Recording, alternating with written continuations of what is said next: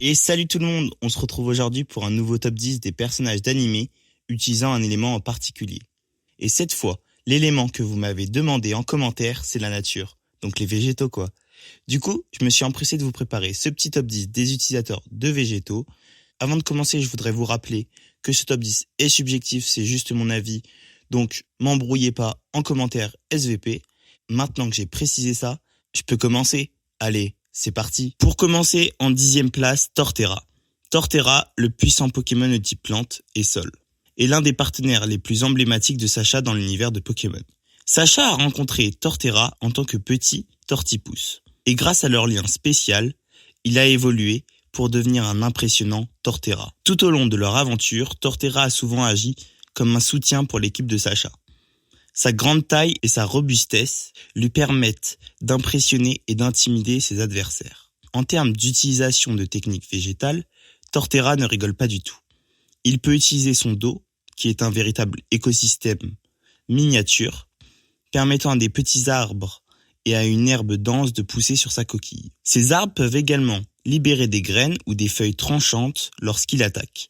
Torterra peut aussi contrôler les racines de la végétation environnante, les utilisant pour piéger et entraver ses adversaires. Sa maîtrise des pouvoirs végétaux lui permet aussi d'utiliser des attaques telles que Lance-Soleil, qui délivre un rayon d'énergie solaire destructeur sur son adversaire. Ensuite, à la 9e place, Gloxinia est l'un des personnages de l'anime Seven Deadly Sins. Ancien roi des fées, Gloxinia a été choisi pour devenir l'un des 10 commandements, un groupe d'élite de démons extrêmement puissants. Cependant, malgré son apparence démoniaque, Gloxinia possède une personnalité complexe. Il a été montré qu'il avait un cœur noble et compatissant, ce qui est assez surprenant pour un démon, vous ne trouvez pas ? Les capacités végétales de Gloxinia sont des éléments clés de son arsenal de techniques.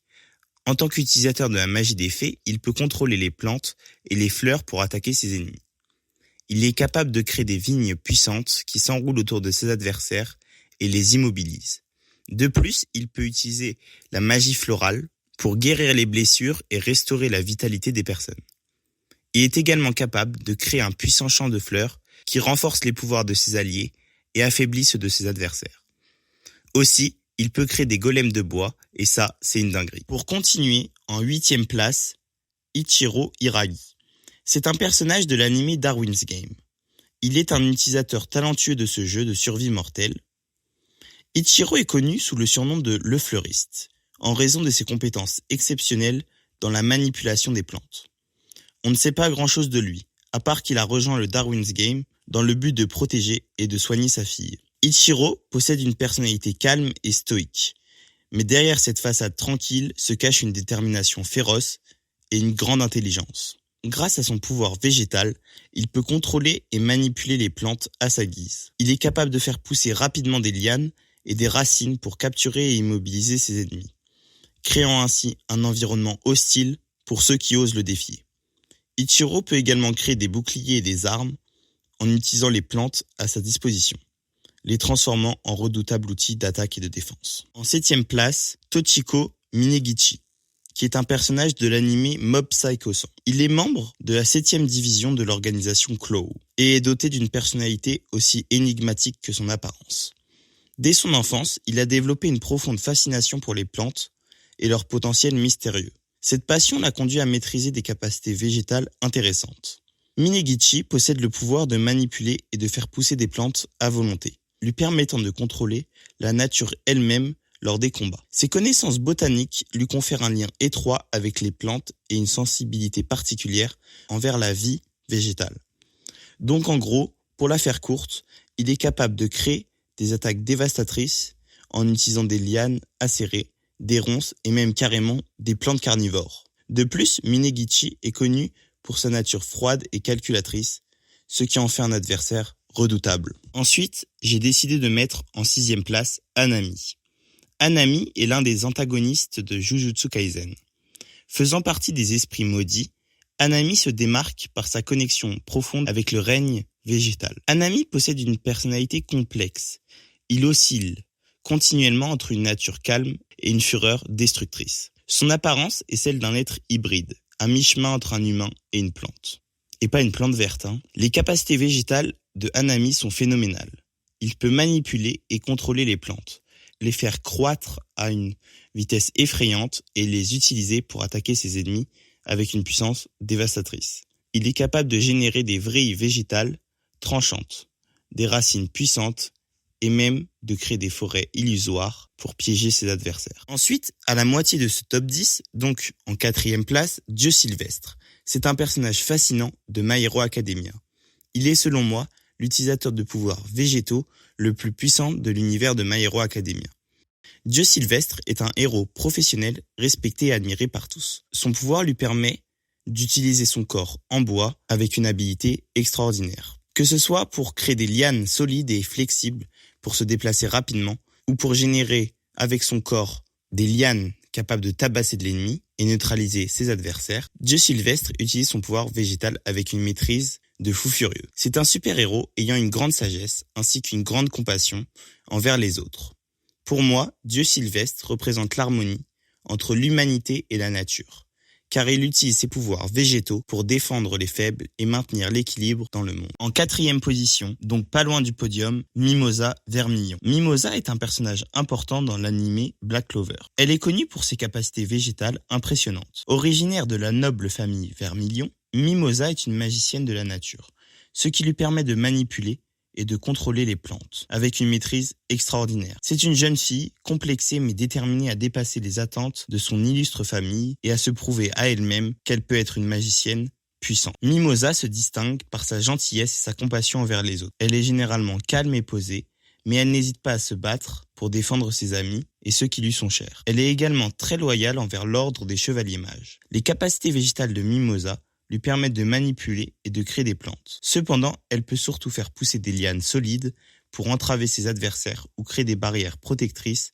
pour défendre ses alliés. De plus, elle peut guérir les blessures en utilisant les propriétés curatives des plantes, ce qui en fait une magicienne précieuse sur le champ de bataille, car comme vous le savez, on a toujours besoin d'un soigneur dans une équipe. Elle peut aussi faire jaillir des fleurs explosives et libérer des bourgeons chargés d'énergie magique, infligeant ainsi des dégâts considérables à ses adversaires. Donc, grâce à sa maîtrise des végétaux, Mimosa est capable de combiner ses compétences défensives et de soutien avec une puissance offensive impressionnante, ce qui fait d'elle une très grande magicienne. Sur le pied du podium, j'ai choisi de placer, à votre grande surprise, Amalia Sheran Charm. C'est un personnage central de l'anime Wakfu. Connue pour sa connexion profonde avec le monde végétal, en tant que princesse du royaume Sadida, Amalia est la représentante des Sadida, une race d'êtres qui possède une affinité naturelle avec la nature et les plantes.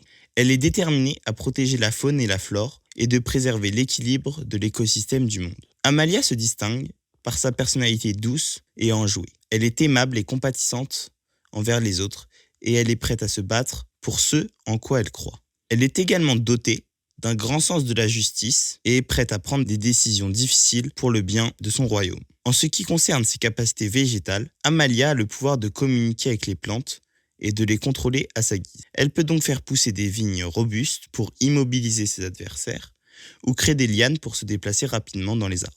De plus, elle peut puiser dans l'énergie de la nature pour renforcer ses attaques et sa défense, lui permettant de devenir une force redoutable sur le champ de bataille. Amalia possède également une capacité spéciale, le charme végétal, qui lui permet d'influencer les émotions des plantes et des êtres vivants proches. Cela lui permet de calmer les animaux, de créer des liens avec les plantes et de susciter des sentiments positifs chez ceux qui l'entourent. En seconde position, donc pas loin du grand gagnant Usopp, également connu sous le nom de Sniper King, est l'un des membres emblématiques de l'équipage du chapeau de paille dans One Piece. Bien qu'il soit principalement connu pour ses talents de tireur, Usopp a également une forte connexion avec le monde végétal. Il est marqué par son rôle de menteur du groupe, mais il prouve constamment sa valeur grâce à son ingéniosité et à sa bravoure. Usopp est un personnage complexe. Au premier abord, il peut sembler peureux et lâche, mais il cache une détermination et du courage.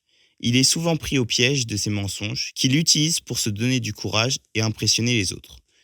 Mais au fil de l'aventure, il apprend à faire face à ses peurs et à se montrer héroïque lorsqu'il le faut.